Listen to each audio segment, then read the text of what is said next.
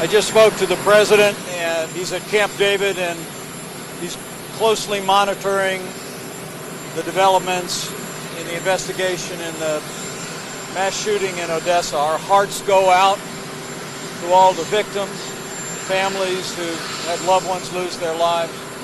We commend law enforcement in Odessa for their swift and courageous response.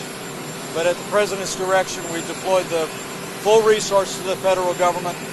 They're on site. The President spoke to the Attorney General. FBI is already assisting local law enforcement in the investigation going forward.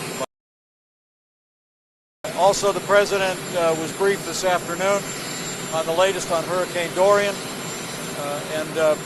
While the hurricane is now a Category 4, we've been informed by FEMA it is literally within 1 mile per hour of winds that would make it a Category 5. This is an extremely dangerous hurricane, and while some are reporting changes in the track, anyone in the path of Hurricane Dorian needs to listen to state and local first responders and public safety personnel, heed their warnings, and make preparations as appropriate.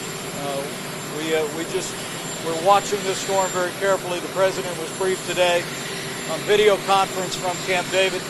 I spoke to the acting director myself, and we're going to continue to make sure that Florida, Georgia, South Carolina, North Carolina all have the resources that they need to deal with Hurricane Dorian, whatever track it takes. Our hearts break for the families who have loved ones who've been injured, those who've had loved ones who've lost their lives in the wake of this latest mass shooting. And the President and I and our administration remain absolutely determined to work with leaders in both parties in the Congress to take such steps that we can address and confront this scourge of mass atrocities.